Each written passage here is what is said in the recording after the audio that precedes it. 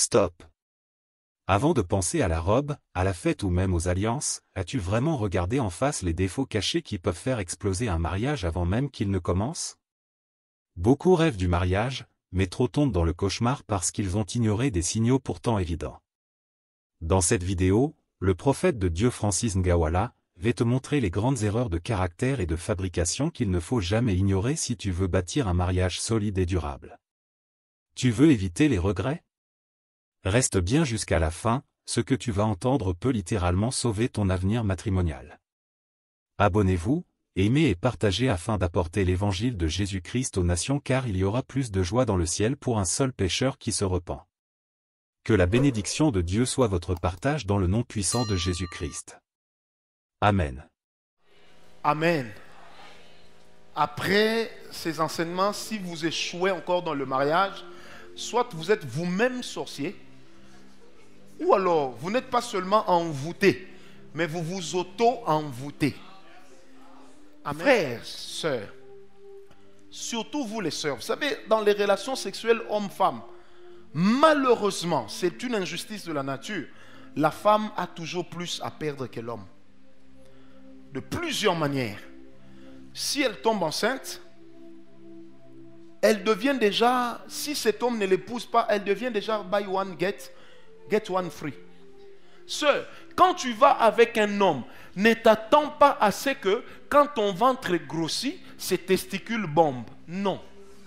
Ça n'ira que dans un sens. Sœur, vous avez tout à perdre dans cette histoire. Et la troisième chose, le troisième risque, c'est lequel? C'est qu'en réalité, un homme qui est déjà allé avec vous, il y a déjà un mystère qui est tombé. Vous savez, il est de ces gens qui fournissent un effort pour ne pas évoluer dans la vie. Ça existe. Quand quelqu'un dort jusqu'à 11 heures, parce qu'il n'a rien à faire, il fournit un effort pour être pauvre. Amen. Il est aussi de ces dames, quand tu vas l'épouser, c'est comme si tu as fourni un effort pour avoir des problèmes.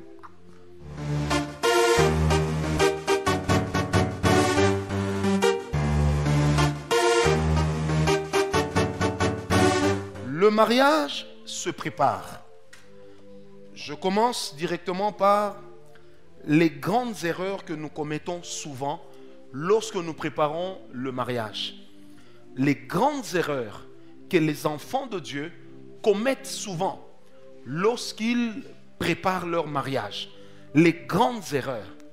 On va les énumérer quelques-unes et ensuite on va parler sur défaut de caractère ou défaut de fabrication. Amen. Il y a des grandes erreurs que les gens commettent souvent lorsqu'ils vont vers le mariage. Malheureusement, ce sont des erreurs que vous retrouvez même au milieu des enfants de Dieu. La première grande erreur, c'est de confondre le contrat des fiançailles et le contrat du mariage. Je répète, la première grande erreur, qui est d'ailleurs grossière, c'est de confondre le contrat de fiançailles au contrat de mariage. En réalité, la fiançaille ou les fiançailles, puisqu'on aime en parler au pluriel, c'est un contrat verbal qui ne sera jamais écrit. Je répète, le contrat de fiançailles ou de la fiançaille, c'est un contrat verbal qui ne sera jamais écrit. Amen. Ce qui veut dire que c'est un engagement mutuel, mais ce n'est pas encore un engagement public. C'est un engagement privé. Amen. Pourquoi est-ce que j'en parle comme étant une grosse erreur? Quelqu'un avec qui tu n'as pas un contrat de mariage ne peut pas te demander de faire certaines choses pour lui. Je répète, quelqu'un avec qui tu n'es pas lié par un contrat de mariage ne peut pas t'obliger à faire certaines choses pour lui ou pour elle. Lorsqu'on confond le contrat de mariage avec le contrat de fiançailles, là-dedans, la grosse bêtise que l'on commet souvent, c'est la qualité de la prise en charge. Give me. Amen. Le contrat de mariage est un contrat avec une obligation de prise en charge mutuelle. Le contrat de fiançailles n'a aucune obligation de prise en charge. La sœur ne peut pas te dire tu es obligé de payer mes études parce que papa n'arrive pas. C'est ton choix de dire oui, c'est aussi ton choix de dire non. Dire non pendant les fiançailles, ce n'est pas démoniaque. Et toi aussi, pendant les fiançailles, ne le pense pas ou ne la pense pas obligée de répondre à tes besoins financiers ou matériels. C'est pourquoi on en arrive à beaucoup d'abus pendant la période des fiançailles. On brise un certain miroir de respect. Amen. On brise un certain miroir. J'ai une fiancée, je sais que je vais l'épouser, je la pousse aux études, je peux soutenir ses études parce qu'il y va de mon intérêt futur. Mais je peux aussi ne pas le faire parce que ce n'est pas une obligation.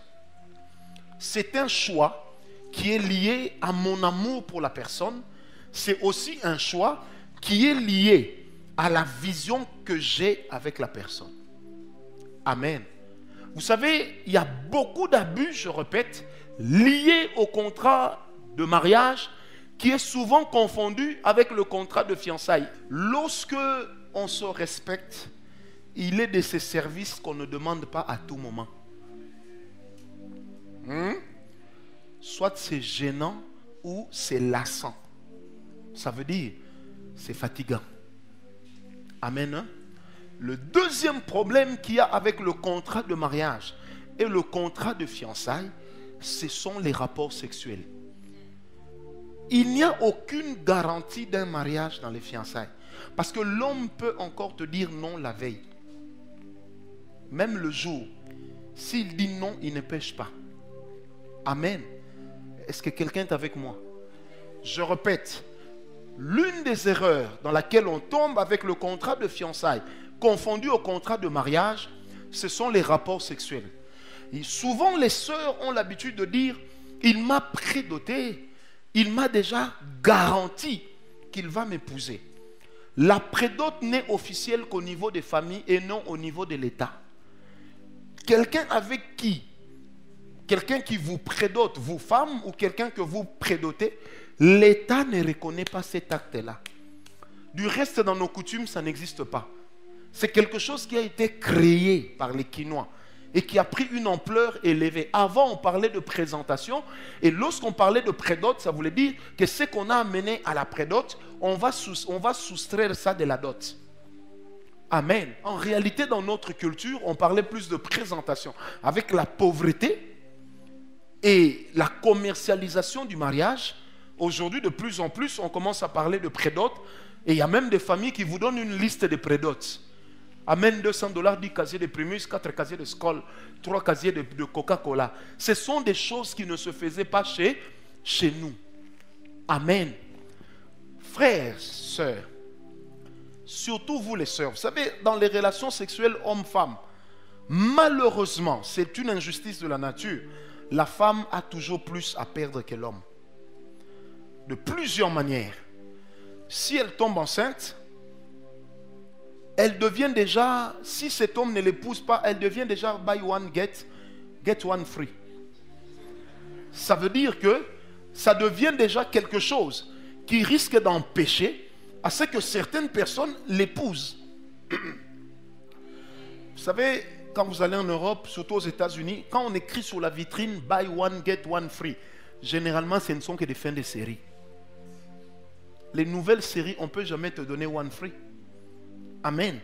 Deuxième risque que les sœurs encourent, c'est que si tu dis je ne garde pas l'enfant, tu vas avorter, il y a aussi risque que tu meurs.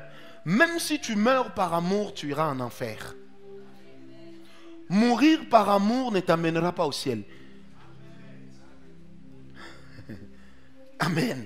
Je répète, mourir par amour ne t'amènera pas au ciel. Si tu meurs parce que tu as avorté, tu iras quand même en enfer. Et le problème, c'est que tous les panneaux indicateur et toutes les lampes seront au vert. Ça veut dire vert, sans roulage. Est-ce que quelqu'un me comprend? Et j'aime bien Jésus qui dit, large est la route qui mène en enfer. Ça, il ne faut jamais oublier. Amen. Sœur, quand tu vas avec un homme, ne t'attends pas à ce que quand ton ventre grossit, ses testicules bombent. Non. Ça n'ira que dans un sens. Sœur, vous avez tout à perdre dans cette histoire. Et la troisième chose, le troisième risque, c'est lequel? C'est qu'en réalité, un homme qui est déjà allé avec vous, il y a déjà un mystère qui est tombé. Est-ce que je peux vous parler librement? Quelle est la sœur qui a moins de 16 ans ici, qu'elle sorte? Le frère qui a moins de 18 ans peut sortir. Frère, écoutez-moi bien. Est-ce que vous êtes avec moi? La beauté d'une femme n'est visible que quand les vêtements lui donnent l'éclat. Ce qui fait qu'on puisse avoir envie d'être avec elle, c'est parce que le mystère de ses formes n'est pas visible.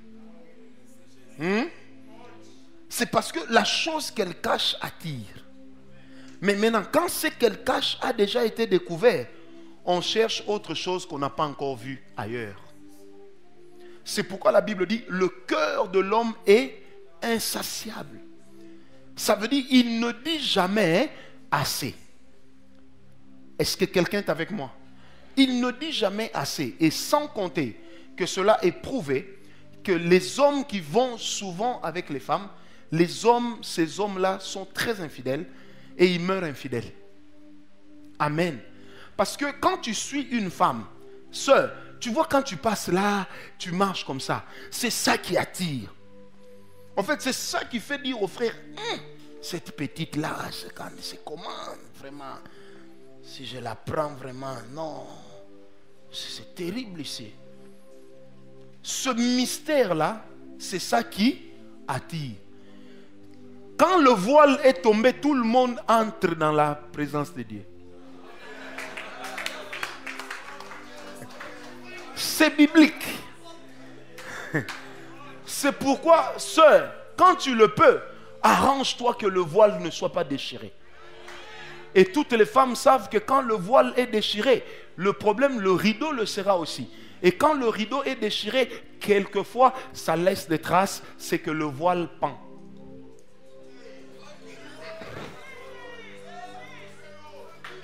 Amen ou pas amen? Sœur, gardez-vous. Ah, ça c'est le mystère du voile. Ce voile-là, on en a besoin. Le fait que quand tu essayes d'entrer à la maison, tu te dis, on va passer par où? Ça compte. Mais quand c'est la cour commune, c'est un problème sérieux. Est-ce qu'on me comprend? Alors ne confondez jamais contrat de mariage et contrat de fiançailles. Deuxième grosse erreur. Troisième grosse erreur que les chrétiens commettent souvent, c'est de croire que la préparation au mariage ne revêt que l'aspect financier et matériel. Troisième grosse erreur que les chrétiens commettent souvent, c'est celle de confondre et de penser que le mariage, dans sa préparation, c'est surtout l'argent et le matériel. Je vais vous étonner en vous disant que l'argent et le matériel, c'est généralement la chose qu'on a le plus facilement. Malheureusement, c'est aussi la chose qu'on oublie vite. Amen. Parce que tu vas faire une grande fête, il y en aura toujours qui diront que cette fête n'était pas bien. Tu peux donner à manger à tout le monde, il y en aura toujours qui vont dire que cette fête n'était pas réussie. Est-ce qu'on me comprend? C'est très important, mais ce n'est pas la chose qui doit venir avant. Quatrième erreur que les chrétiens commettent souvent lorsqu'ils préparent leur mariage, je peux continuer, c'est celle de confondre la vie de leur pasteur à la vie de Dieu. Votre pasteur n'est pas Dieu. Dieu est au-dessus de votre pasteur. Ce n'est pas votre pasteur qui unit deux cœurs. Votre pasteur vous marie parce qu'il constate votre amour. Amen. Et il constate votre volonté. C'est pourquoi ici, lorsque nous marions les gens, nous avons l'habitude de dire que nous avons reçu la candidature de nos deux tourtereaux. Une manière de dire que nous n'étions pas obligés d'accepter. Parce qu'il y a aussi des mariages que j'ai refusés. Il y a aussi des mariages que j'ai reportés en disant aux mariés, la date est fixée, je préfère que vous reportiez parce que je ne suis pas convaincu pour telle et telle autre raison.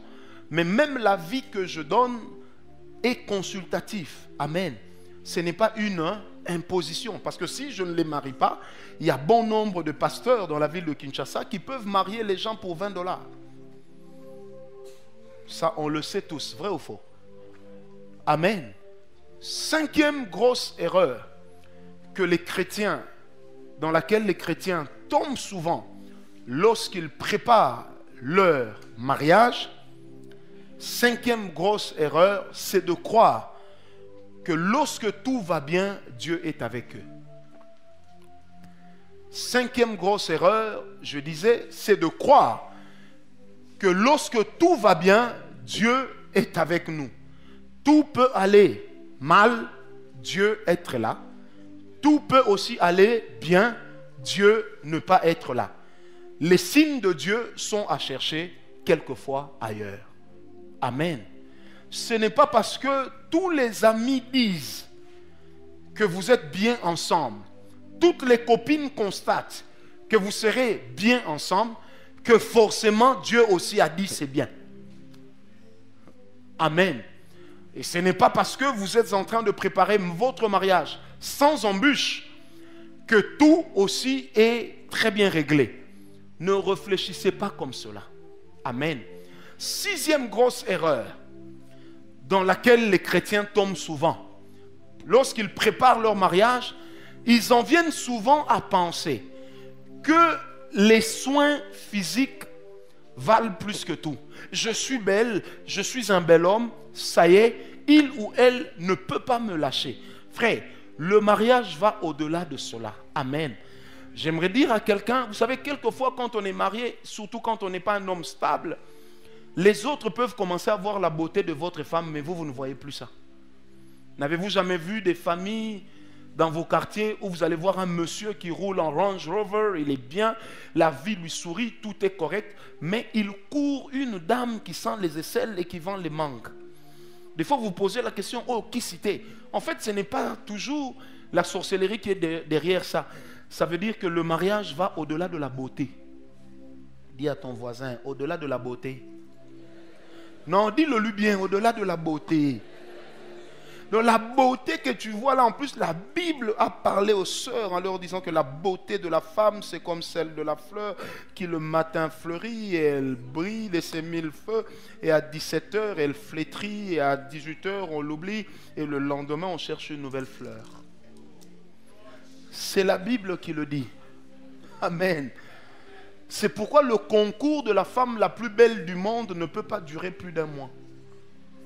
Parce qu'une femme peut être très belle en janvier et en février, elle a des cachets.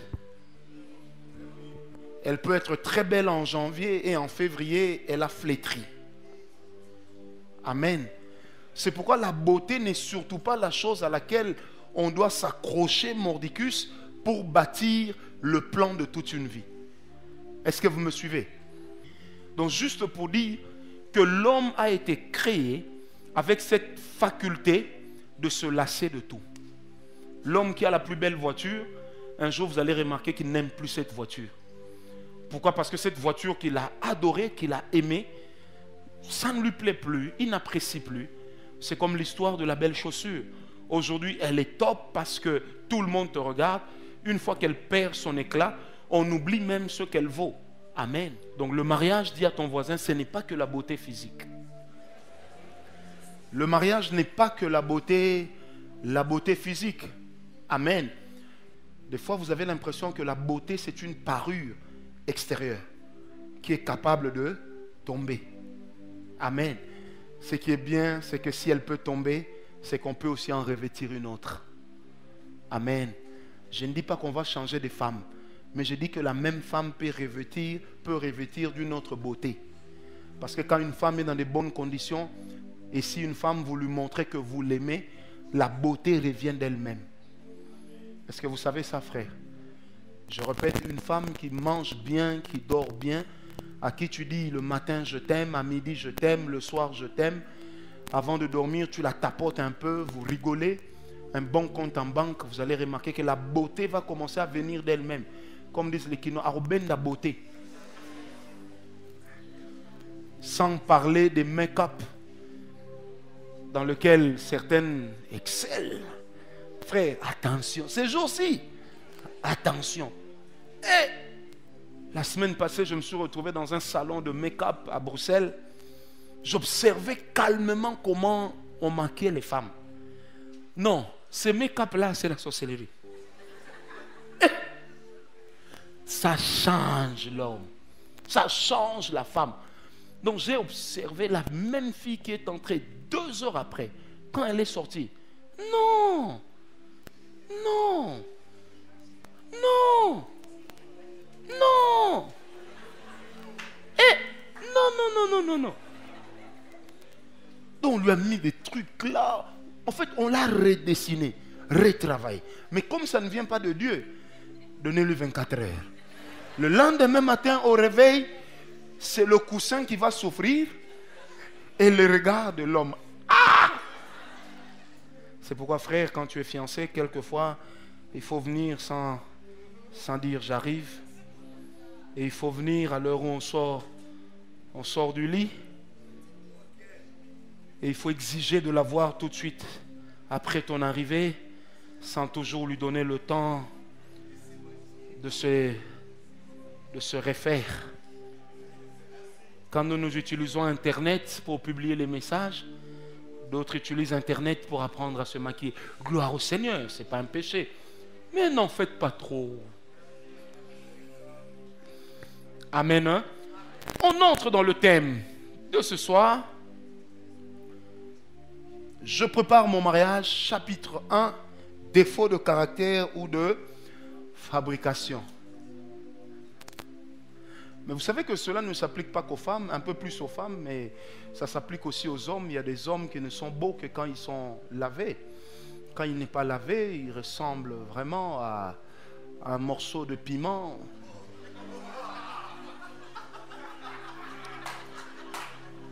Vous savez, le jour où on demandera aux frères dans une réunion des grands jeunes de se déchausser, il y a des sœurs qui croiront être en présence du poisson salé. Et le jour où on va demander aux frères d'enlever leurs chemises et de rester avec les t-shirts ou les cinglés, ma foi, vous allez remarquer que cette propriété-là n'est que extérieure.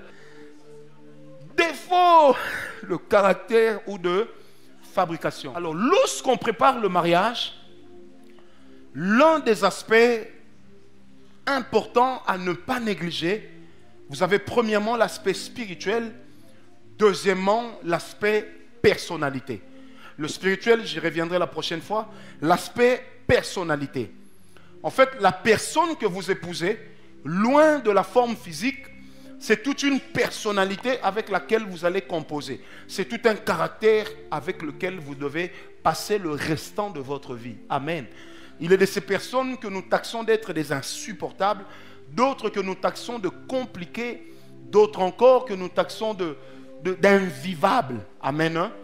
D'invivables, des fois, on se pose la question, comment la sœur a fait pour dire oui à ce frère qui est invivable? Le caractère est très important, la personnalité que l'on affiche ou la personnalité que l'on veut afficher. Le problème des fiançailles, c'est que la personnalité qu'on affiche n'est pas toujours la vraie. Parce que les fiançailles, certains définissent les fiançailles comme étant un moment d'hypocrisie. Le problème avec l'hypocrisie dans les fiançailles, c'est qu'en fin de compte, vous serez tous deux perdants. Est-ce qu'on me comprend? Rien ne sert d'être hypocrite. Vaut mieux être ce qu'on est, afficher clairement ce qu'on est, de sorte que demain, on sache comment se diriger. Aucun homme n'est parfait, aucune femme n'est parfaite, mais nous apprenons tous à vivre ensemble. Amen. Alors d'un point de vue caractère, défaut de caractère, il est de ces gens qui sont difficiles à vivre. Difficiles à vivre. Vous savez, j'ai entendu une femme un jour dire, mon mari parle trop. J'aurais voulu épouser un mari qui ne parle pas du tout. Ça m'a fait un peu rigoler parce que j'en avais déjà entendu une autre dire, mon mari ne parle pas. J'aurais voulu d'un mari qui parle. Mais finalement, on veut de qui? Amen. Alors, les problèmes avec le défaut de caractère les plus connus, vous avez des catégories de personnes qui sont difficiles à vivre. Les personnes que nous taxons d'être des colériques. Amen. Hein? Il y a des personnes que nous taxons d'être des colériques, des personnes orgueilleuses. Vous savez, si vous tombez sur une personne qui a un caractère orgueilleux, ça va vous miner la vie.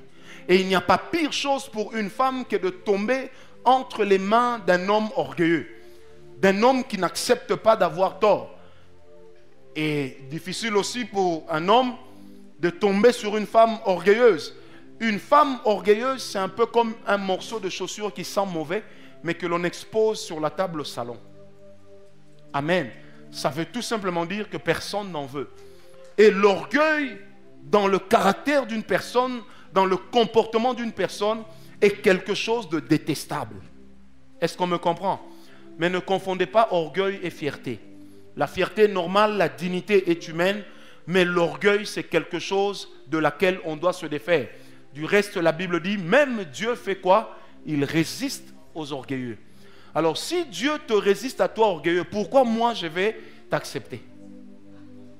Dieu lui-même te résiste, et moi. Tomber sur une personne orgueilleuse, c'est tomber sur une personne invivable. Mais le défaut de l'orgueil n'est malheureusement ou heureusement pas un défaut de fabrication. Donc on peut toujours s'en défaire. Amen. Vous avez des personnes colériques qui peuvent également changer. Vous avez des personnes orgueilleuses. Vous avez des personnes renfermées, recoquevillées sur elles-mêmes. Des personnes qui ont du mal à s'ouvrir. Vous savez, une femme me disait un jour, elle dit, je ne sais pas qui est le meilleur ami de mon mari. Et je ne sais même pas qui est-ce que mon mari peut écouter. Il est tellement renfermé qu'il ne parle à personne. Amen. Parce que c'est difficile de vivre avec une personne renfermée et peu causante. Une personne qui ne s'ouvre pas n'est pas facilement vivable. C'est un caractère qu'on n'accepte pas du tout. Vous avez de ces personnes-là, tu as bien mangé, c'était bon la nourriture, il y avait assez de sel. La prochaine fois, tu aimerais que ce soit comment? Ben, comme tu voudras. Dimanche prochain, alors on va manger au resto? Ben, oui. Donc ce genre de personne, quand tu lui parles, il te montre que tu l'embêtes. Mais pourtant, il t'aime.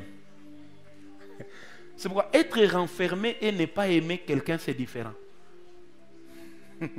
Amen.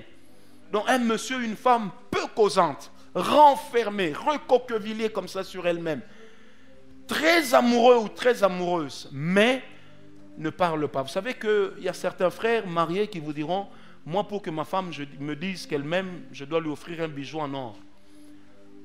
Il y a beaucoup de femmes qui ne savent pas dire je t'aime, surtout les femmes africaines. Parce qu'une femme africaine, quand elle te dit je t'aime, c'est qu'il y a un intérêt ou il y a une menace.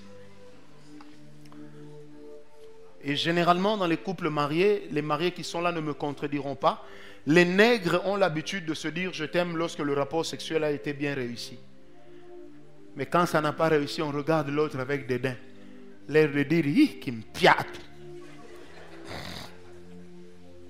Amen. Vous avez également au rang des personnes à caractère compliqué ou difficile, avec défaut de caractère, vous avez des personnes trop soumises à la famille. Dis un peu avec moi, trop soumises à la famille. J'aimerais te l'entendre me dire ça, trop soumise à la famille. Vous savez frère, il n'y a pas pire chose que toi tu épouses une femme, mais la femme est soumise à son père. Toi tu épouses une femme, mais elle reste soumise à sa mère. Moi j'ai connu des couples comme ça où on dit à la sœur, mais le frère ne veut pas que tu... Oui mais ma mère m'a dit. Un jour j'ai dit à une sœur, mais tu sais ta maman, elle peut se faire planter quelque chose et t'épouser. Amen. Est-ce que j'ai mal parlé? Vous savez qu'il est de ces gens qui finissent par en vouloir à la belle famille. Mais ne vous en faites pas. Vaut mieux une femme soumise à sa famille qu'un homme soumis à la sienne. Hein? Parce qu'un homme, quand il est soumis à sa famille, c'est un manque de personnalité criant. Vous allez voir un vieux de 40 ans qui commence à vous dire, chérie, je dois aller voir papa. Papa veut qu'on suive le journal télévisé ensemble aujourd'hui. Demain, chérie, je dois aller voir papa. Papa. Amen. Hein? Est-ce que quelqu'un me comprend? Alors, quand vous tombez sur une personne ils ont grandi, ils ont développé cette nature, ce caractère d'être trop attachés à la racine de leur famille, des fois ça devient difficile de détacher ce genre de personnes. Un jour je disais à un frère à l'église, j'ai dit, tu vois la soeur que tu veux épouser, c'est une très bonne soeur. Nous allons terminer sa délivrance, qui est le jour où tu vas l'épouser. Elle me dit comment? J'ai dit, mais c'est simple, faire sa délivrance. Si elle retourne dans son environnement familial, les démons chassés vont l'attendre à la porte. Oui, je suis dans un ministère de délivrance, je sais de quoi je parle. Faire la délivrance de certaines personnes, ça ne sert à rien. Il faut attendre qu'ils se marient. Quand la personne est coupée de la famille, là maintenant la délivrance sera bonne. Parce qu'elle a une autre autorité sur elle. Mais tant que cette personne est sous le joug ou l'emprise de la famille, ça n'ira pas. C'est comme ça que vous allez remarquer, il est de ses sœurs, même de ses frères à l'église. Quand ils ont un malaise en famille, ils sont bons frères, bonnes sœurs. Mais quand dans leur famille tout va bien, ce sont des mauvais frères et des mauvaises sœurs. Vous n'avez jamais constaté ça? Amen. Je dirige des gens, je dirige des jeunes, je sais de quoi je parle. Des fois quand je regarde cette sœur, le rendement qu'elle donne ces jours-ci me prouve qu'en famille ça ne va pas. Donc c'est bon. Mais quelquefois tu regardes son rendement, il est tellement mauvais que tu sais que ces jours-ci en famille, on critique trop, on parle trop, il y a un déficit de sanctification.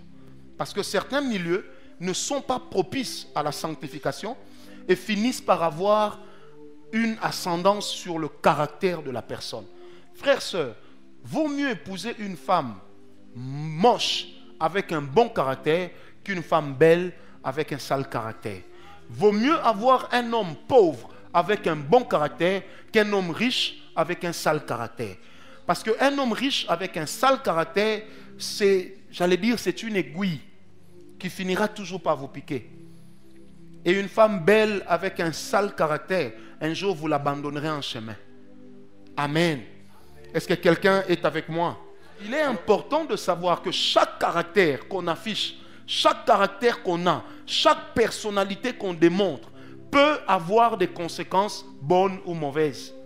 Chaque caractère. Vous savez, lorsqu'on prépare les fiançailles, c'est le moment où on doit changer certaines choses dans le caractère. Le mariage, c'est le monde de la concession.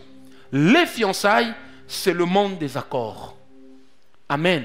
Nos futures concessions, on les commence par les accords que l'on signe déjà dans les fiançailles. C'est pourquoi c'est pendant les fiançailles qu'on aborde des sujets les plus importants. J'aimerais vous dire, les sujets tels que le nombre d'enfants épousés, généralement ce sont des sujets que les gens mariés n'ont plus.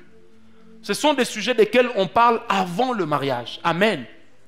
Alors quand vous tombez sur une personne qui a toujours tendance à vous dire, moi je suis comme ça, si tu m'as aimé, tu dois m'accepter comme ça, c'est un problème. Parce que retenez-les bien, mes frères et sœurs, le mariage, la préparation du mariage, c'est le moment de commencer à faire des concessions. Est-ce que vous me comprenez? La nature est faite de... Ce n'est que le monde spirituel qui vit sans concession. La nature est faite des concessions. Dans la nature, il est de bonne loi, je lâche un peu, tu lâches un peu. Si toi tu ne lâches pas, alors attends-toi aussi à ce que moi je fasse quoi? Je durcisse mes positions. Pourquoi est-ce que quand il y a des dialogues où il y a des pourparlers politiques, les gens parlent toujours des préambules ou des préalables? Tout simplement pour dire, si vous voulez qu'on aboutisse à telle chose, voici ce que nous vous proposons déjà. À vous de voir si vous allez accepter ou pas. Est-ce que quelqu'un me comprend? Il n'y a pas de mariage réussi sans concession. Aucun homme n'est parfait. Aucune femme n'est parfaite. Est-ce qu'on me comprend? Si tu tombes sur une femme parfaite, frère, méfie-toi. Soit quelqu'un d'autre l'a rendue parfaite, alors elle n'est pas taillée à ta mesure. Amen. Si tu tombes sur un homme bon en tout, en réalité, un jour il sera bon à rien. Est-ce qu'on me comprend? C'est la loi de la nature. Pose la question à ton voisin, qu'est-ce que tu vas lâcher? Non, pose-lui bien la question, qu'est-ce que tu vas lâcher? Amen. Je parlais aux hommes en leur criant dessus. Mais quand je me prépare au mariage, je lâche ce côté de mon caractère. Moi, j'ai vu une fille, on veut l'épouser, en pleine préparation de mariage. Elle s'énerve et elle dit à son futur mari, toi tu ne me connais pas encore. Si seulement tu me connaissais, tu n'allais pas faire ça. Quand le frère est venu me voir pour me parler de ça, je dis, mon amai bendana. Je dis parce que le jour où elle se fera connaître risque d'être le jour où il sera trop tard. Frère, quelquefois en amour, il faut rouler avec un véhicule qui n'a que 2 vitesses. Première, arrière.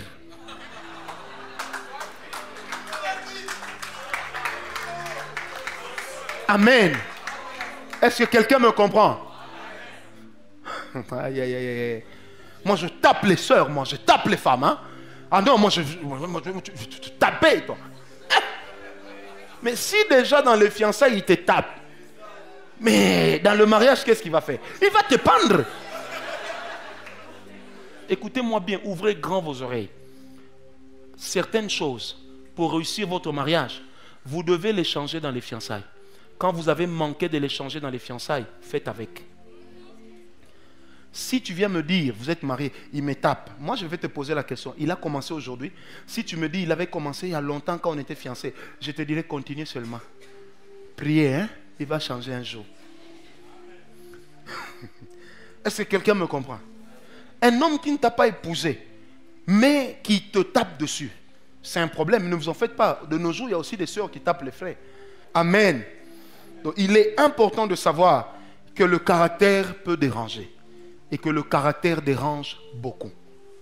Beaucoup. Parce que le caractère est à la base de la vision de la famille. Le genre d'enfant qu'on aimerait avoir, le genre d'avenir qu'on aimerait leur tisser, tout commence par la personnalité. Et la personnalité tire son essence du caractère. Tout commence là. Amen. Tout commence là. Dans combien de familles est-ce qu'un jour maman n'a-t-elle pas déjà dit aux enfants, en tout cas si votre papa était mon papa, il y a longtemps que j'aurais fui la maison. Amen. Alors comment bien préparer le caractère du futur couple? Défaut de fabrication viendra, ne vous en faites pas. Comment bien préparer le caractère? Dis à ton voisin, il n'y a que les imbéciles qui ne changent pas. Non, dis-le-lui bien. Personne n'est né parfait. Laisse aussi à l'autre le temps d'apporter sa pierre dans ce que tu es. En amour, si l'autre ne peut pas apporter sa pierre dans ce que tu es, c'est un problème. En amour, il faut éviter l'égocentrisme. Il faut éviter les moi je pense, moi j'ai dit, moi je pense, moi je suis comme ça, moi je suis, c'est une marque d'orgueil. L'égocentrisme, c'est ça la base de l'orgueil. Une personne égocentrique est orgueilleuse. Ne contraignez jamais l'autre à vous, comment, pas supporter, à vous, le terme m'a échappé, à vous subir. Amen. Hein? Mais aidez-la à vivre avec vous. Est-ce qu'on me comprend? Je répète, ne contraignez jamais l'autre à vous subir, mais aidez-la à vivre avec vous. Vivre avec vous veut dire se corriger mutuellement. Et si on ne peut pas se corriger mutuellement, on ne peut pas se marier. Est-ce qu'on m'a compris? Sœur, il ne faut pas te marier parce que l'âge avance. Parce qu'un jour, l'âge sera en train d'avancer plus vite que maintenant. Tu dors, tu te réveilles, tu te dis, il va mourir quand? Quand les gens font le jeûne, prient pour des sujets connus, toi tes sujets ne sont jamais connus. Alors qu'en réalité, tu pries toujours, Seigneur, qu'il meure. Oh, rabababa, qu'il meure. Tu apportes des offrandes aux prophètes, des grosses offrandes, on ne sait même pas pourquoi. Sœur, qu'est-ce que tu veux que Dieu fasse? Non seulement ce qui est dans mon cœur, le prophète aussi, Seigneur, oh, exauce. Alors que la prière cachée, c'est qu'il meure. Un vieux m'avait dit à l'époque, en 1999, Il m'avait dit, jeune homme, lorsque tu penses te marier, tu dois savoir 3 choses. Avec une femme. Il m'a dit, la personne que tu vas aimer, il est de ces choses que tu dois changer en elle que dans les fiançailles. Il en est d'autres que tu ne changeras que dans le mariage, mais il en est d'autres. Il me dit, petit, même si tu jeûnes comme Jean-Baptiste, cette personne ne va pas changer. Et ce vieux-là de conclure, petit, c'est pourquoi tu vas voir que dans la Bible, on ne parle pas de la femme de Jean-Baptiste, ni de Jésus. Je dis pourquoi, il me dit, parce que les deux n'avaient pas eu le temps de préparer une femme. Vous savez, il faut combien d'années à Jésus pour qu'on lui prépare sa femme? 2000 ans déjà, hein? Le Saint-Esprit ne fait que travailler l'épouse, comme Égaï préparait Esther. Donc la préparation d'une femme au mariage, c'est un travail de longue haleine. C'est une vérité biblique ou pas? Si Jésus s'était marié, il ne serait pas allé à la croix. Vous savez pourquoi? La femme, elle lui dit, Youzoukouffa, maintenant toi tu meurs, tu vas nous laisser avec qui? Toi tu penses que les gens comme les osés là, ils vont s'occuper de nous? Vraiment, vraiment toi Jésus. Jésus allait dire, paix. Il allait changer la prière.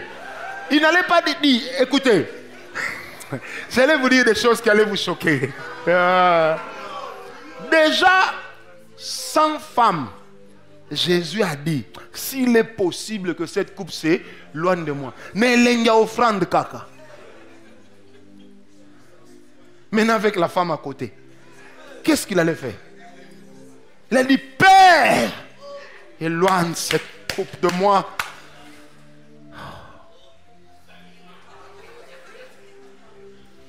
Parce que déjà quand vous lisez Jean 2, aux noces de Cana, Marie lui dit, donne-leur ce dont ils ont besoin. Lui dit, mais femme, mon heure n'est pas encore venue. Elle est partie, hein? Et quand elle part, elle leur dit, faites tout ce qu'il vous dira. Comme pour dire, ça c'est la nature même de la femme. La femme a une nature de manipulatrice. C'est pourquoi une femme qui a trop de caractère est dangereuse. Une femme qui en manque est dangereuse. Un vieux me disait, quand une femme sait très bien ce qu'elle veut, c'est toi qui ne sauras plus ce que tu es. C'est pourquoi la femme est née pour que quand vous entrez dans votre dressing, qu'elle te dise, chérie, je mets du vert, hein? Non, aujourd'hui du rouge, non? Aujourd'hui du jaune. C'est ça être femme. Si la femme, elle entre, dit, je mets ça aujourd'hui.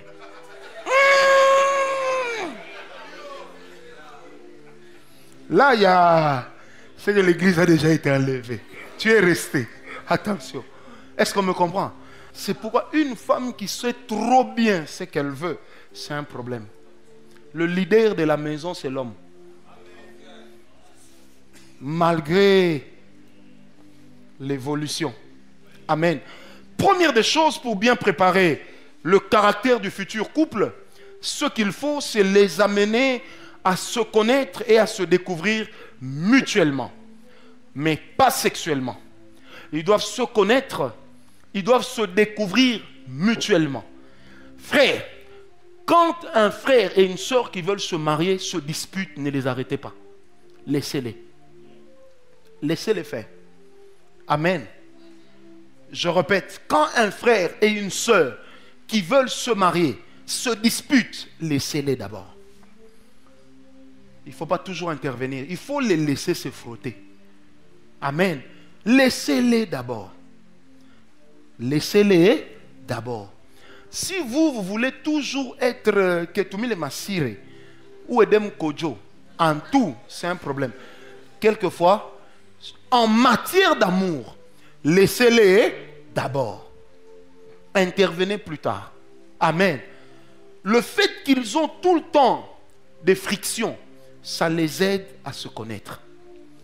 Ça aide chacun à découvrir aussi les limites de l'autre.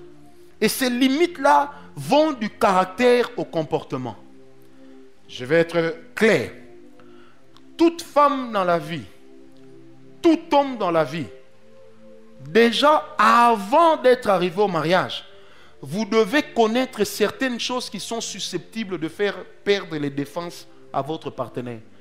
De sorte que vous ne puissiez jamais dépasser la ligne rouge quand il ne le faut pas. Amen. C'est pourquoi je dis que la femme a une nature de manipulatrice, dans le sens où les femmes sont généralement plus observatrices que les hommes sur les choses qui peuvent vous amener à franchir la ligne ou pas. Est-ce qu'on me comprend? C'est pourquoi se connaître mutuellement est très important. Parce que c'est plus vous apprenez à vous connaître, plus vous apprendrez aussi à vous comprendre. Il n'y a pas de compréhension sans connaissance. C'est ça la loi de la vie. Amen. Les caractères doivent se frotter. Les caractères doivent se frotter. En grec, lorsqu'on parle de la connaissance, le mot connaissance en grec équivaut également au mot pénétration. Ça veut dire que les caractères doivent se pénétrer, s'entrepénétrer, mais non pas le sexe lorsqu'on n'est pas marié. Est-ce qu'on me comprend? Donc les caractères, on doit s'entrepénétrer, on doit se découvrir. Un de mes aînés me disait, Francis, pour conseiller 2 personnes à se marier, ils doivent avoir géré au moins dans leur vie 10 crises majeures. 10 crises qui auraient pu amener au mariage, mais 10 crises auxquelles ils ont résisté. Est-ce qu'on me comprend? C'est pourquoi j'ai dit au début, parmi les grandes erreurs des chrétiens, ce n'est pas parce que tout va bien que tout sera toujours bien. Est-ce qu'on me comprend? C'est tout à fait normal qu'on puisse avoir des tensions. C'est normal qu'on puisse se fâcher l'un et l'autre. Même Jésus a connu la colère. La colère, toute colère n'est pas toujours démoniaque comme on cherche à nous le faire croire. Mais toute colère, certaines colères, pardon, peuvent aussi constituer des portes qui vous aident à mieux comprendre l'autre, à mieux connaître l'autre. Au moins la sœur saura que lui, si je l'amène jusqu'à tel niveau, il va faire telle chose. Vous savez, nous sommes des hommes. Moi, je suis marié. Des fois, quand vous roulez dans la voiture, madame est à côté, il y a une minette qui passe un peu. L'homme, je ne sais pas pourquoi, mais naturellement, nous avons tendance à penser que le rétroviseur n'a pas bien montré. Il est de ces femmes qui s'énervent pour ça. Mais il en est d'autres qui ne s'énervent pas. Celles qui ne s'énervent pas vont dire, moi je minimise. Papa, maman, si toi tu minimises, c'est parce que tu connais les limites de ton mari. Elle, si elle ne minimise pas, c'est parce qu'il connaît son taux de dangerosité. Parce que moi, j'ai déjà vu un homme donner son numéro de téléphone à une autre femme en présence de sa femme, mais sa femme n'a rien vu. Dis, j'écris le numéro ici, elle est là. Et puis la dame là vient, je lui fais ça. Elle voit. J'écris sur un morceau de papier comme ça, mon numéro. Et puis ma femme me pose la question, mais chérie, qu'est-ce que tu fais? Je dis non, j'écris juste des chiffres, je m'ennuie un peu. Et je passe comme ça à côté de la femme là, et puis je jette comme ça. Ma femme a vu? Non. Il y a un vieil adage qui dit na wenza mikolo na nganda mikolo balingaka mwasi na bouchon. On dit tata na bino tanga lingaka ba petit on na bana bon je t'aime. Rien. Abika ça va? Yega solobi ça va. Et coquille. Donne-moi un amen bien. Oh, toutes ces choses, vous allez les découvrir mutuellement au fur et à mesure que vous connaissez des frottements. Quelqu'un peut te dire, non, prophète, ma fiancée, si elle est montée dans le véhicule de quelqu'un, c'est fini. Elle est déjà partie. Non, c'est fini. Mais l'autre vous dira, non, même si on l'a pris dans un véhicule, non, je la connais. Généralement, on en vient à un seul verbe, connaître. Est-ce qu'on se connaît? On doit se connaître. Amen. On doit se connaître. C'est pourquoi, écoutez-moi bien mes chers frères et sœurs. Si vous prenez le sexe, vous mettez avant. Le sexe a cette capacité de vous aveugler. Si la sœur sait que vous êtes accro au sexe, le jour où vous avez un problème, tout de suite elle commence à plier sa robe. Elle commence à tirer sa jupe. Parce qu'elle sait que toi, quand tu vois mon penchai, c'est fini. Tu vas oublier même que vous étiez sous tension. Attention frère, il est de ces femmes qui savent. Elle sait que vous avez un problème. Elle sait déjà que tu es fâché. Elle s'habille bien. Elle se maquille bien, comme tu aimes. Et quand elle vient, elle met un petit décolleté et puis elle ouvre encore le bouton. Donc quand tu lui parles comme ça, elle a toujours tendance à faire tomber quelque chose. Parce qu'elle sait que tu vois ses paravents. Et quand tu verras ces parachutes-là, toi aussi, comme tu réagis, tu démarres au quart de tour, tu commences à dire oh mon son a comme mon son. Est-ce que quelqu'un m'a compris? Donne-moi la main bien. Frère, hey! Pareil aussi pour les frères. Elle sait que tu adores manger. Il sait que tu adores manger. Et d'habitude, il t'amène à Malewa, il t'amène à Flore. Mais ce jour-là, il te propose d'aller manger à l'hôtel Kepinski. Et là, tu es mécontente, mais tu y vas quand même. Est-ce qu'on me comprend? Amen. Ne vous en faites pas, il y a beaucoup de couples dans lesquels l'amour a déjà été acheté. Amen. Ah, si elle s'énerve, yotas. C'est pourquoi vous allez rencontrer des hommes, ils trompent sa femme dit mais tu me trompes et tout. Oh oui, mais alors mon enfant chéri, ça fait quoi? Est-ce que je t'ai pas offert des chopards? Est-ce que je t'ai pas offert la dernière montre de chez Tissot? Est-ce que je t'ai pas offert comment vous appelez ça? Châle de chez Chanel? Est-ce que je t'ai pas offert les chaussures de Coco Chanel? Est-ce que... Ah, chérie, c'est pourquoi connaître l'autre, vous savez, l'amour a toujours une dimension psychologique. L'amour a toujours une dimension psychologique. En amour, en réalité, on passe son temps à s'étudier mutuellement. Alors toi, ne sois pas non plus celui qui ne va pas étudier l'autre. Non.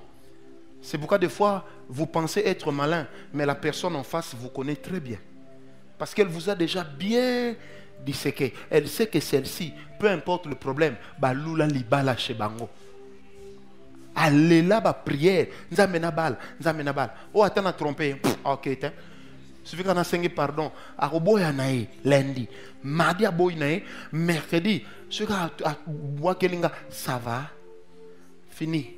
Affaire est à régler. Est-ce qu'on gagne en sani? N'a quoi invité kaka? Est-ce qu'on peut manger? Ma pause c'est à 13h. Et là, quand elle vient, elle est fâchée, mais elle vient quand même. Ça veut dire que la tension est déjà passée. Mais elle ne veut pas avoir l'air d'être gamine, ni facile. Deuxième chose. Ah, les femmes, moi je vous ai étudié.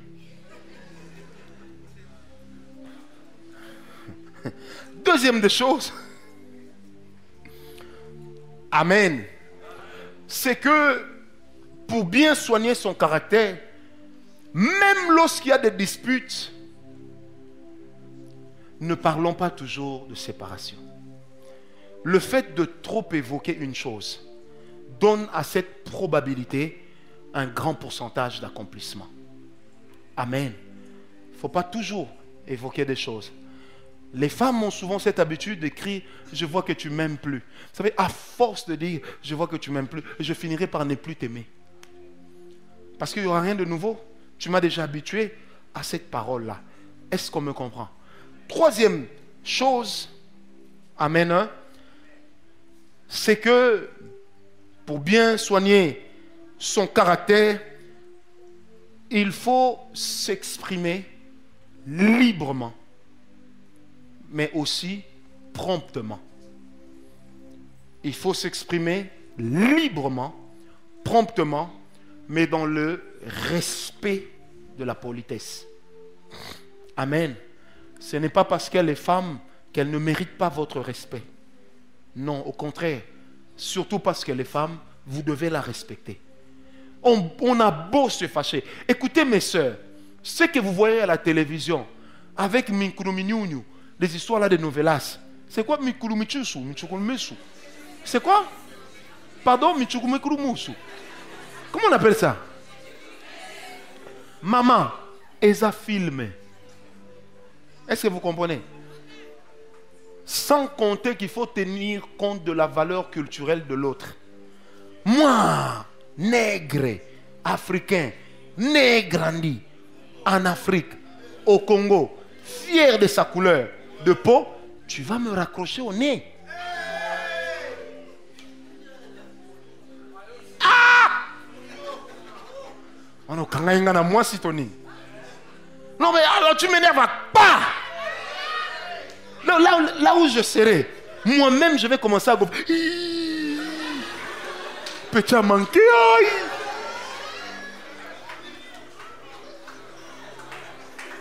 Est-ce que les hommes sont avec moi? Tu es fâché, d'accord, mais calme-toi. L'amour ne doit pas me rendre ton petit frère. C'est pas parce que je t'aime que je deviens ton petit frère. Oh non, moi je parle toujours comme ça à mes petits frères. Non, moi je ne suis pas ton petit frère.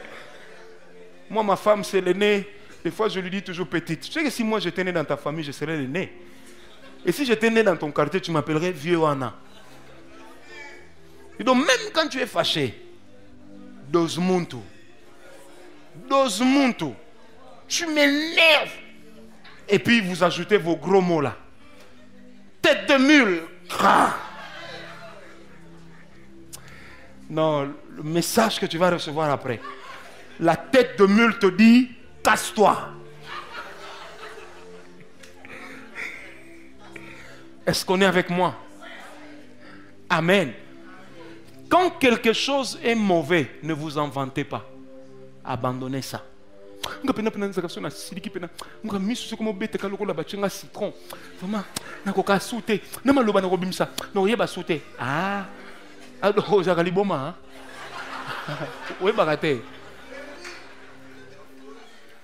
ne pouvez pas imaginer combien de couples aujourd'hui sont divorcés à cause de problèmes de caractère.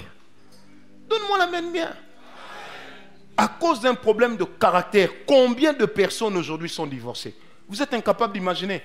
Vous savez, de moins en moins les gens divorcent pour des raisons d'adultère. Est-ce que vous en êtes rendu compte? Mais aujourd'hui, les gens divorcent pour la gestion des petites choses. Or, la gestion des petites choses, ça commence par le caractère et c'est surtout pendant les fiançailles qu'on est en train de planter ou de s'aimer. Est-ce que quelqu'un me comprend? La gestion des petites choses. Hé, tu n'as pas le droit. Tu n'as pas le droit. Je te dis non, tu n'as pas le droit. Tu n'es pas mon père. Tu n'es pas ma mère. Non, je dis tu n'es pas ma... Ah. Bon, ça va. Papa va t'épouser. Comme ça, maman va te passer l'anneau. Ah, Seigneur, quand je parle comme ça, j'ai des romans qui reviennent. Surtout vous, les sœurs qui grandissez aujourd'hui à l'européenne, là. Et qui parlez français comme si vous aviez froid. Tu es là, mais tu sais que je ne t'attendais pas, moi je ne te reçois pas. Ah oui, tu connais mes principes. Tu n'as pas pris rendez-vous, je ne te reçois pas. Ben voilà.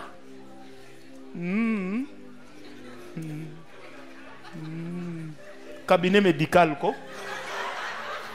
Il faut prendre rendez-vous.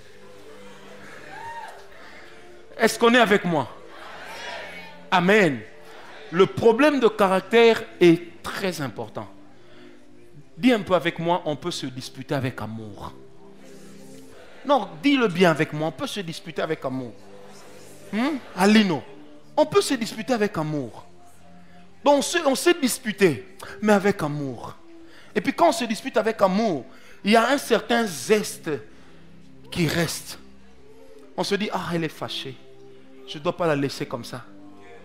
Je vais lui écrire un SMS. Là, tu peux ouvrir un roman. Tu copies. Mais quand elle lui dit, c'est vrai, il m'a énervé, mais moi, c'est qu'il m'a écrit. Mais vous voulez toujours vous disputer comme des villageois. Hé, va-t'en, toi aussi va-t'en. Qu'est-ce que tu crois? Il n'y a que toi comme homme. Ah, Dieu! On peut se disputer avec amour. On peut avoir une discussion houleuse, mais avec amour. Et avec respect des limites à ne pas franchir. Non, moi j'ai ce caractère. On m'insultait trop, moi aussi je sais insulter. Hein. Non. Moi j'ai entendu un frère dire à la sœur qu'il va épouser. Après une dispute, elle lui dit, regarde à quoi tu ressembles. On dirait Gogo Mukomboso. Dans mon cœur, je dis, Seigneur, donne à cet homme des enfants qui vont ressembler à sa femme.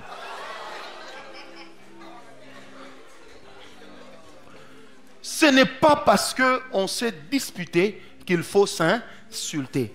Dis à ton voisin, mauvais caractère. Non, dis-le lui bien, mauvais caractère. Amen. Mais il est de ces choses, je me dis, que je ne peux pas évoquer ça. Parce que ça frise l'irresponsabilité, l'irrespect et l'impolitesse. Celle que tu aimes, elle n'est pas parfaite. Le frère avec qui tu es, il n'est pas parfait. Respecte-le. Vous savez, faire des remarques à quelqu'un qu'on respecte, ça aide les remarques à être bien reçues. Mais comment vous pouvez insulter le père de vos enfants? Comment vous pouvez insulter votre future femme? Dis un peu à ton voisin, c'est animal. Ça se fait pas. Ça se fait pas. Est-ce qu'on me comprend? Parce que quoi qu'il en soit, ne soyez jamais fiers de votre mauvais caractère. Ne le cachez pas, mais tuez-le. Amen. Et on peut travailler son mauvais caractère par le dialogue. On est énervé, mais on est encore là. On est énervé, on se maîtrise encore. Laissez croître le fruit de l'esprit. Ça vous aidera à tuer le mauvais côté de votre caractère. Est-ce qu'on me comprend? C'est possible, frère, sœur. C'est possible. Il n'y a pas à se vanter. Non, moi je suis nerveuse. Hein. Moi quand je me fâche, Mouleba, président Mouleba, c'est, hein, moi quand je me fâche, je n'écoute plus personne. Sœur, arrête de te vanter de quelque chose qui est mauvais. Même Satan ne se vante pas d'être mauvais. Même Satan joue au doux. C'est vrai que même ceux qui savent Satan croient qu'il est bon. Même Satan cache le mauvais côté. Mais toi tu es là. Moi je ne suis pas hypocrite. Hein. Frère, personne ne te demande d'être hypocrite. Chasse le mauvais côté de ton caractère. Parce que la mauvaise chose que tu laisses croître, un jour, ça portera des conséquences, ça causera des choses, des conséquences néfastes. Est-ce que quelqu'un m'a compris? L'autre part au baïeyo. On a finga, hein? Mi fingaka. Même quand tu es fâché, calme-toi. Même quand tu veux crier, crie gentiment. Crie, mais en respectant les limites de la politesse. Dis à ton voisin, ne te vante pas de ton mauvais caractère. Non, dis-le lui bien. Vous savez, la sincérité n'exclut pas le respect. Ne soyez pas hypocrite. Sentez-vous libre de parler. Soyez sincère, mais restez respectueux. Est-ce qu'on me comprend très bien? Vous devez bannir ça de votre vocabulaire. Moi, je suis comme ça. Si tu m'aimes, tu dois me prendre tel que je suis. Non, c'est Christ qui te prendra tel que tu es. Pas moi. C'est Christ qui a dit, venez à moi vous tous qui êtes chargés, fatigués, et je vous donnerai du repos. Moi, je ne suis pas Christ. Nous ne sommes pas deux à être morts pour l'église. Non. Moi, tout ce que j'attends, c'est qu'au fur et à mesure qu'on est ensemble, qu'on apprenne à se connaître, qu'on apprenne à se comprendre, et quand on sera mariés, nous allons chanter le cantique d'adorant l'Éternel. Nami Kabiye.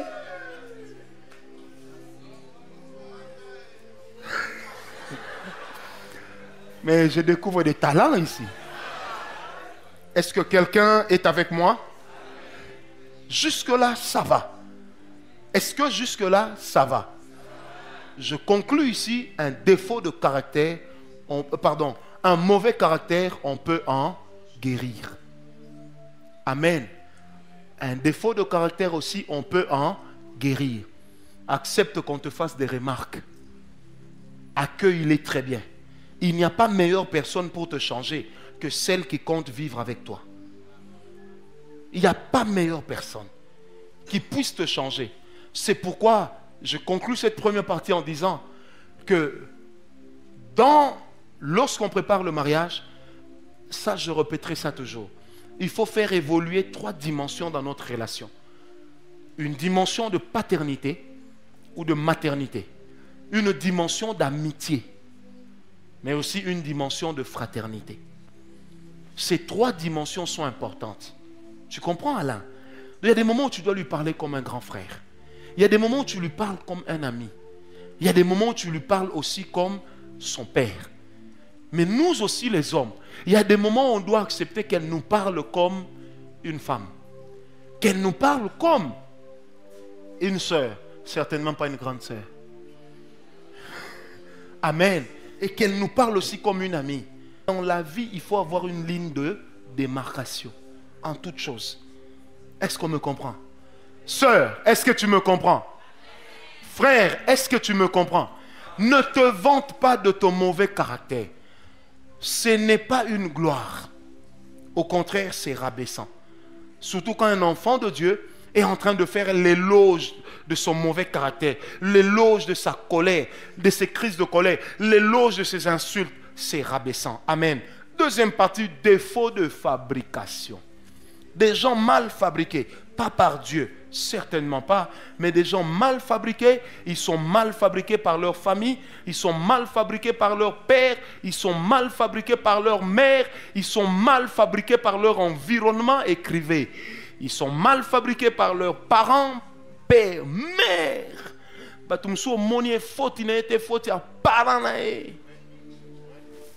Ah oui, hein? Faute à parents. Mauvais parents, irresponsables, impotents. Il y a des parents mauvais, mauvais parents, scaradjens. Il fait des enfants dehors, il les amène à la maison. Ici c'est chez vous, ici c'est chez vous. Il négocie même pas l'atterrissage. Quand la femme...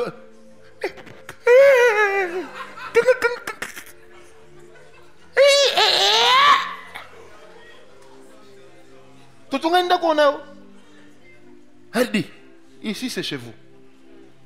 Hein? Sentez-vous à l'aise, hein? Ce sont vos frères, hein? Lui c'est Junior, lui c'est Christian, lui c'est Mandiango, lui c'est Karel, lui c'est... Hein? Sentez-vous à l'aise, ok? Bon, dis, toi, amène-moi de l'eau. Toi, fais-moi acheter une bière. Pour lui, problème réglé. L'enfant là, erreur de fabrication. Ça veut dire, tel qu'il est, il apprend sur le tas à être un mauvais mari, à être un mauvais homme de main. Il apprend sur le tas. Et il y a beaucoup de couples dans lesquels les femmes aujourd'hui souffrent à cause de ce genre d'hommes.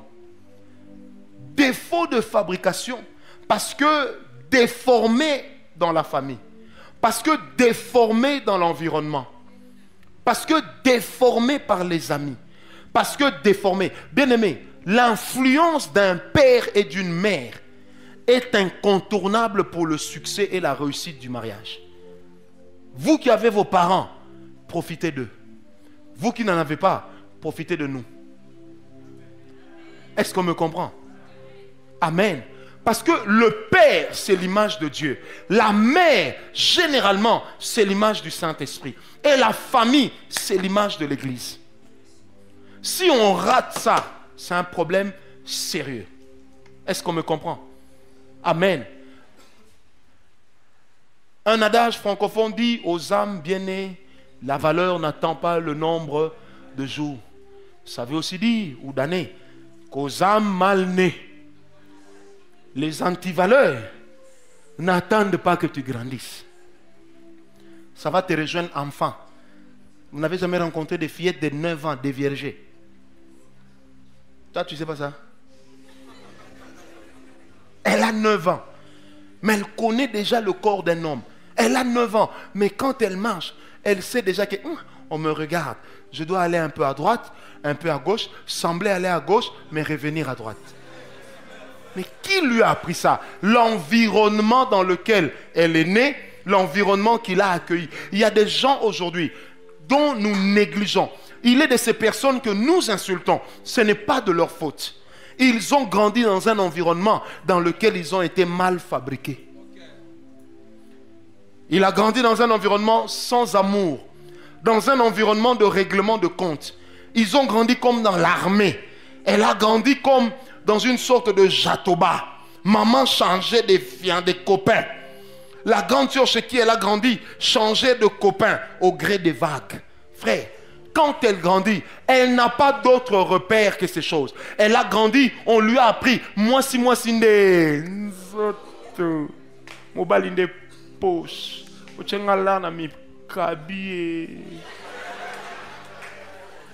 Est-ce que quelqu'un me comprend? Donne-moi un amen bien. Oh, ces problèmes-là, des fois vous les négligez aujourd'hui. C'est pourquoi, lorsque vous voulez épouser quelqu'un, quand vous préparez votre mariage, cherchez à connaître l'histoire de sa vie. La sœur que tu dois épouser n'a pas le droit de te dire « Je ne vais pas te parler de ma famille, je n'aime pas le faire ». Même si elle va en parler en pleurant, qu'elle le fasse mais qu'elle parle. Tu dois discerner certaines choses avant de prendre certaines décisions. Tu dois discerner certaines choses pour te permettre de bien arpenter certaines montagnes. Sinon, ça n'ira pas. Est-ce qu'on me comprend? Lorsqu'il y a un défaut de fabrication, il faut apprendre à soigner ça à la racine. Vous devez en connaître les causes. Qu'est-ce qui fait que cette personne soit comme ça? Et qu'est-ce qui fait que ce mal soit si enraciné? Parce que les défauts de fabrication, c'est un mal. Mais un mal, qui est très enraciné. Et vous devez toujours vous poser la question, mais qu'est-ce qui justifie que ce mal soit enraciné? Or, généralement, la racine de tous les maux, nous les retrouvons dans notre famille. Nous les retrouvons sur la manière dont nous avons grandi, sur ce qui a été notre environnement direct lors de notre croissance. En fait, c'est le mauvais côté de nous que nous ignorons. Amen. C'est le mauvais côté de nous que nous ignorons. C'est pourquoi donne à l'autre l'occasion de te parler avec sincérité. Peut-être que certaines choses que toi, tu ne sais pas que ça ne se dit pas. Au moins, lui te dira que ça ne se fait pas. Amen. Vous savez, il est de ces personnes, il te blesse ou elle te blesse. Mais il ignore qu'elle te blesse. Oh, on a l'homme mabé. N'est-ce pas que c'est l'homme mabé? On a costé. On a costé. Et bien, dans la vérité, on a costé. Parce que dans son environnement, personne ne lui a déjà dit ou montré que ça ne se fait pas. Amen. C'est pourquoi, dis à ton voisin, c'est pourquoi toi sois différent. Oh, dis-le lui très bien. Mais vous savez, ceci dit, les personnes qui ont des défauts de fabrication ne sont pas que des personnes qui ont grandi dans un climat ou une atmosphère délétère. Ne sont pas que des personnes qui ont grandi dans un climat de conflit. Mais ce sont aussi des personnes qui ont grandi comme des enfants gâtés. Hein?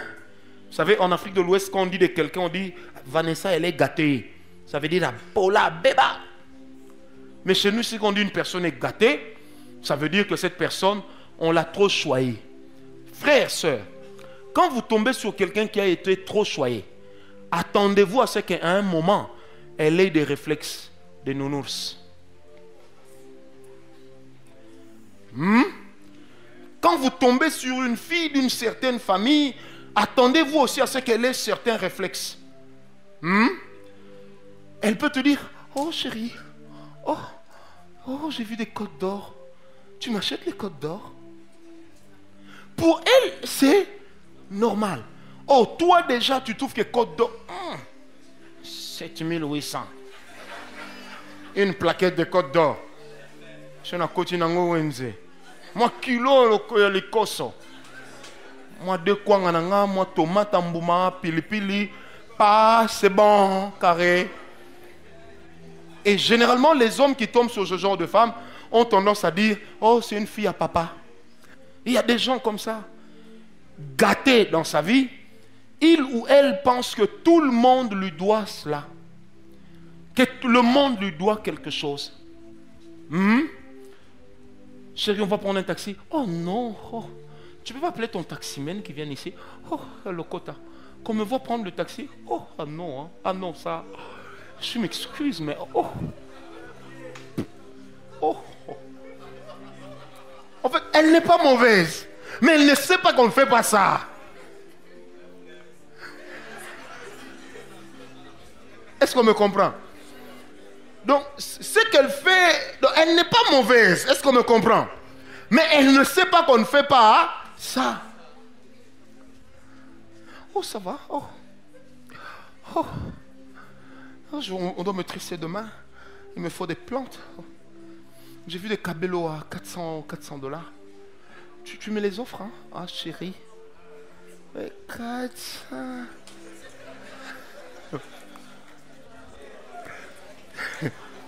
Ça l'est.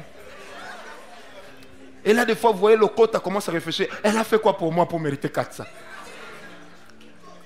Est-ce qu'on me comprend?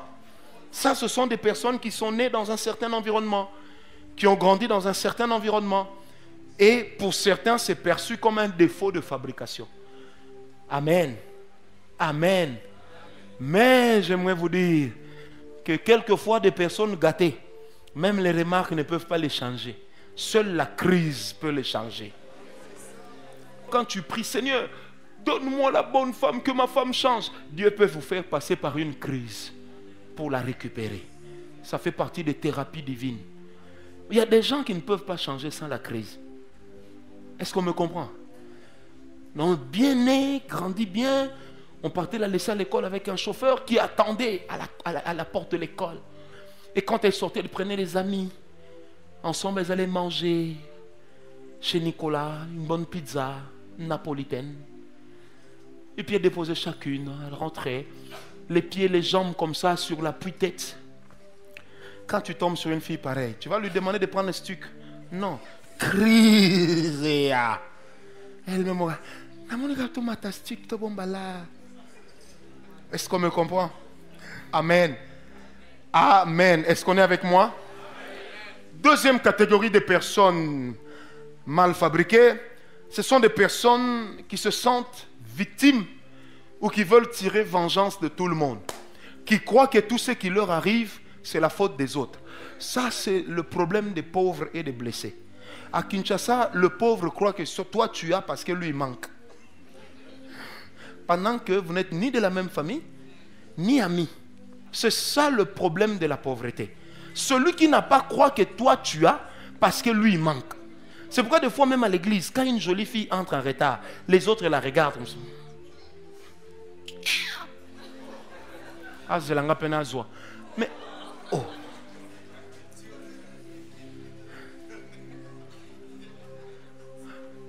Est-ce que quelqu'un me comprend? Il y a des gens comme ça, ils veulent tirer vengeance de la vie. Je manque parce que lui a. Ils se sont des éternelles victimes.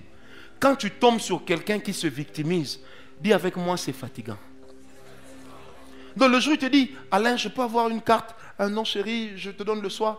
Le soir, tu oublies. Le lendemain, tu m'as négligé. Tu ne m'aimes pas. Moi, on ne me néglige pas. De toute façon, c'est seulement parce que dans notre famille, les gens ne sont pas bien. C'est pourquoi toi, tu me fais ça. Eh ben, moi, c'est bien. Eh, maman, question pour un champion. Est-ce que quelqu'un me comprend? Donne-moi un amen bien. C'est pourquoi, frère, toi qui suis la beauté, prends le temps de connaître le background. Qu'est-ce qui est caché derrière? Elle a grandi comment? Toi, tu vas épouser frère Dieudo. Dieudo, lève-toi un peu. Lève-toi d'abord. Ce frère-là ne peut pas se rassasier avec le riz. Ou le frère Edo. Défaut de...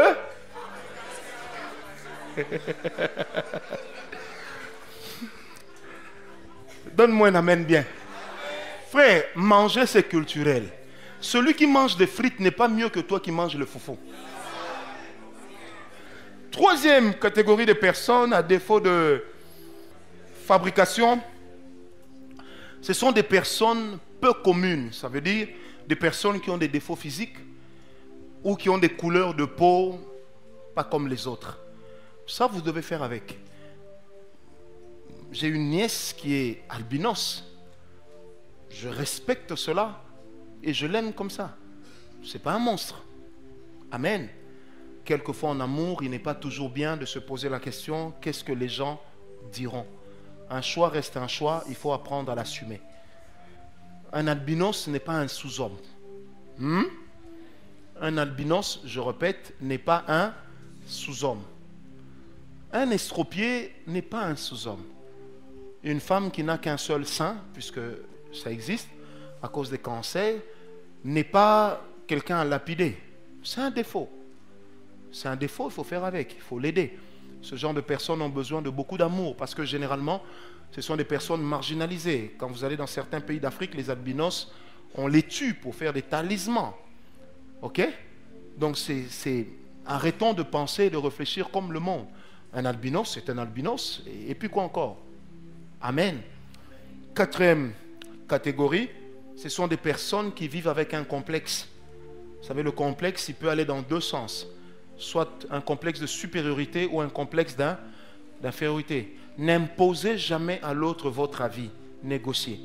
Frère, même si vous êtes un mari bon, apprenez à négocier. N'imposez pas à votre femme vos décisions. Négociez. La soumission ne veut pas dire l'acceptation de tout. Mais la soumission, c'est une participation active aux grandes décisions. Est-ce qu'on est avec moi? C'est ça la soumission. Ça veut dire l'homme a une mission, il a une vision. Et la femme vient se placer sous la vision de l'homme afin d'aider cette vision à atteindre sa maturité. C'est ça la vraie soumission. La soumission, c'est pas je dis « Hé !» Oui, chérie. Non. C'est comme ça qu'il y a une femme qui a 25 ans de mariage, elle ne sait même pas ce qu'on appelle l'orgasme. Parce que même leur relation sexuelle, c'est sous soumission. Mais je suis fatigué. Non, Pesanga. Eh oui. Amen. Hein? Et des personnes avec des défauts de fabrication sont également des personnes qui sont naturellement difficiles. Dis avec moi, naturellement difficiles. Vous savez que ce genre de personnes existe. Difficile pour rien. Achetez les CD, comment vivre avec les personnes difficiles. Vous vous rappelez de cette enseigne? Achetez ça. J'avais beaucoup parlé de ça. Il y a des gens qui sont difficiles pour rien. Il ignore qu'il est difficile. Un tel gars, il ne va pas changer. Vous savez, un de mes aînés me disait à l'époque, tu n'as jamais remarqué que les femmes des militaires sont dotées d'une certaine brutalité? Je dis non, pourquoi? Elle me dit parce que la femme doit s'adapter à la nature de l'homme qu'elle épouse. Amen. Chérie, tu ne sors pas. Yo, peksangana bima, nakobima.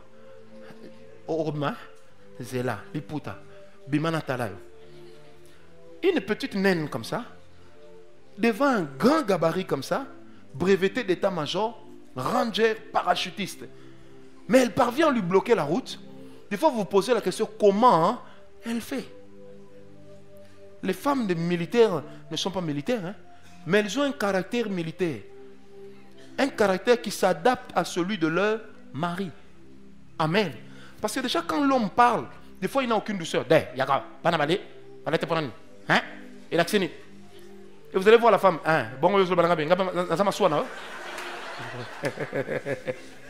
Amen.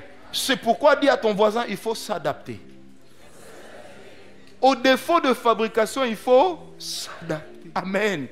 Je répète encore, au défaut de fabrication, il faut s'adapter. Mais grâce au sang de Jésus, nous croyons que même un défaut de fabrication peut changer. Mais il y a des défauts qui restent. Vous voulez que je vous en cite quelques-uns? Moïse, il a fui l'Égypte parce qu'il a tué quelqu'un à cause de sa colère. Il a raté le royaume des cieux. Il a raté Canaan à cause de la colère. Amen. Élie, il a fui Akab. Il a fui Jézabel malgré l'onction. Il va même jusqu'à demander la mort. Défaut de caractère. Amen. Abraham, il ment. Dans la même circonstance, son fils sort le même mensonge. Et Abraham, menteur, Isaac, menteur. Jacob, lui, il naît expert en mensonge. Défaut de... Donc même quand son frère lui demande le potage, tout de suite il est là, va-moi ton droit. Il a le sens du commerce, mais que lui comme gagnant, Libanais. Un vrai Phénicien, il gagne à tous les coups. Amen ou pas amen? Amen ou pas amen? Est-ce qu'on me comprend? Dans ce genre de personnes dans la Bible, vous les trouvez. Vous trouvez un gars comme Paul. Un homme sanguin. Il réagit vite. Non, on doit tuer les chrétiens. Et quand il rencontre Christ, il ne veut plus tuer les chrétiens. Mais il garde la même virulence. Il dit d'ailleurs, toi Pierre, tu es un hypocrite. Tu parles comme ça parce qu'il y a des gens. Quand il n'était pas là, tu ne parlais pas comme ça. D'ailleurs, vous Galates, vous parlez d'eux comme des super apôtres. Ils ne sont pas plus apôtres que moi. Ils ont vu Jésus. Moi aussi, bien plus encore. Je l'ai vu sur le chemin de Damas. Malgré l'onction, défaut de fabrication. Si vous me demandez à moi d'arrêter de rire, c'est comme si vous me tuez. Ce n'est pas parce que je ris que je ne suis pas sérieux. Non. Amen. C'est ma pédagogie. Et vous voyez pourquoi quand on vous dit il y a grand jeûne, vous venez vite. Parce que vous savez qu'il y a la bonne ambiance, mais les leçons passent. Vrai ou faux? Amen. Est-ce que quelqu'un est avec moi? Dis à ton voisin, attention aux défauts de fabrication. Alléluia. Mais il y a des défauts qu'on peut facilement abandonner, tels que le mensonge. Tu peux abandonner ça, tu es enfant de Dieu, arrête de mentir. Tels que la duplicité. Tu peux abandonner ça. Les crises de colère excessive, tu peux les abandonner, c'est possible. Parce que tu es enfant de Dieu. Si le salut est passé par là, le potentiel du changement aussi est entré. Je répète, si le salut est passé par là, c'est que le potentiel de changement aussi est entré. Donc c'est possible que tu changes. Alors pour bien gérer ce genre de personnes qui ont des défauts de fabrication, premièrement, il faut bien les cerner. Il faut bien les cerner. Frère, l'amour exige une dose d'intelligence. C'est pourquoi je l'ai dit au début, en amour, il y a toujours une certaine dimension de psychologie. Amen. Hein? Deuxièmement, il faut les comprendre. Vous savez, on comprend quelqu'un qu'en entrant dans son domaine. On ne comprend pas quelqu'un en dehors de ce qu'il est. Est-ce qu'on me comprend? On le comprend, on cerne son problème et on le comprend tel qu'il est. Vous savez, il y a des gens qui sont des impolis. Mais il faut seulement bien les cerner. Il y a moyen de les changer. Amen. Troisièmement, il faut entrer dans leur monde pour maintenant les retirer. Vous les comprenez, vous entrez dans leur monde, ensuite vous les retirez. Vous leur faites croire que vous êtes comme eux. Et puis vous commencez à faire quoi? À les tirer. C'est même pourquoi dans les stratégies d'évangélisation, lorsqu'on évangélise, on ne condamne pas la religion de l'autre, mais on condamne sa propre religion. En disant, ma religion aussi n'est pas parfaite.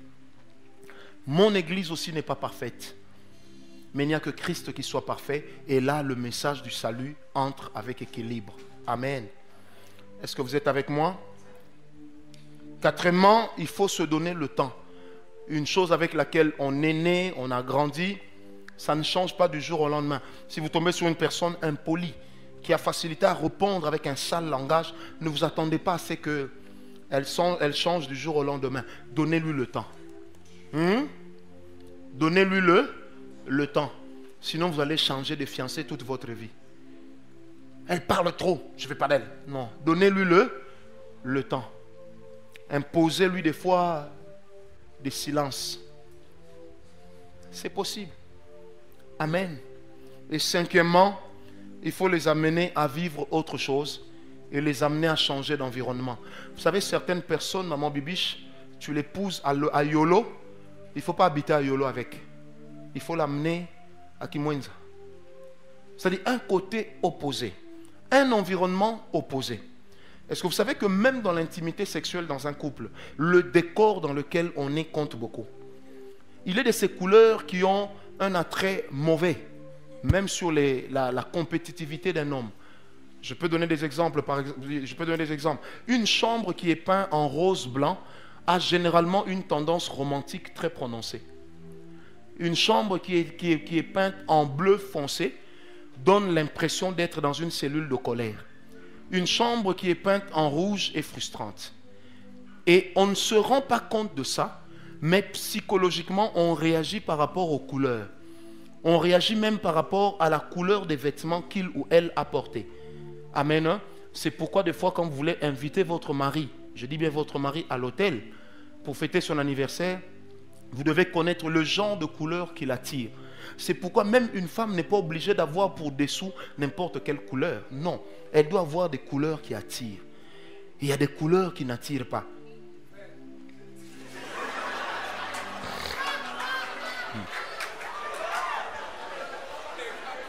Amen. Je vais vous donner un exemple. Un homme qui met des sous-vêtements blancs et qui n'a que des sous-vêtements blancs. sa femme sent en lui une certaine responsabilité, une certaine classe, pardon. La femme sent en lui une certaine finesse. Mais vous vous mariez comme ça, chérie, je peux voir tes caleçons rouge, vert, bleu, noir, jaune, gris.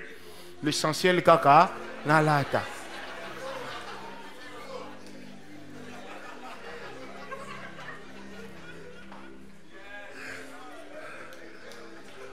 Alino, c'est pas ça. Amen. C'est pourquoi une femme, la beauté dans l'habillement, ce n'est pas de tout porter, mais c'est de porter ce qu'il faut. Est-ce qu'on me comprend? Comment toi tu peux faire pour moi un lit avec des draps noirs? Mais j'aurais l'impression de mourir la nuit. Oh, tout chemin. Non, non. Il y a des chemins qui mènent pas à Rome.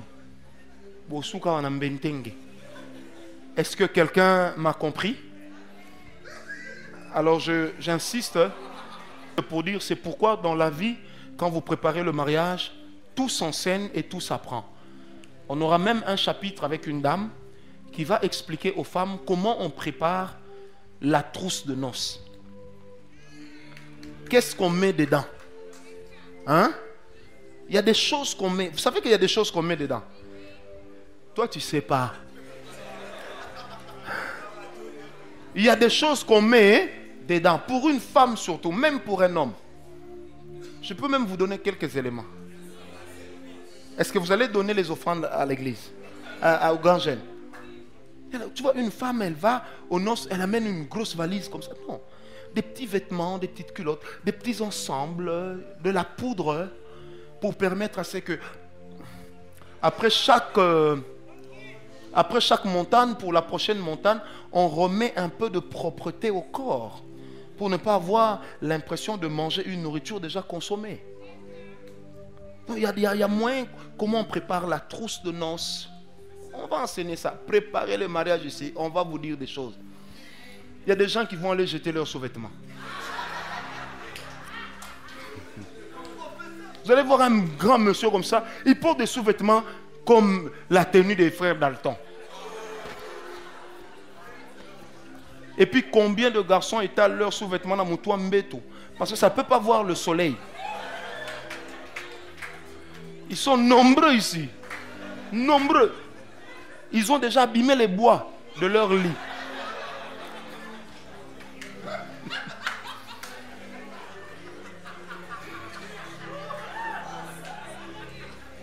Amen ou pas amen? Vrai ou faux? Défaut de? Que Dieu nous bénisse. Shalom bien-aimés dans le Seigneur Jésus-Christ. J'espère que vous avez aimé cette vidéo. Abonnez-vous et partagez pour porter l'évangile de Jésus-Christ aux nations, car il y aura plus de joie dans le ciel pour un seul pécheur qui se repent. Merci de faire partie de notre famille Wonderful Jésus-Christ.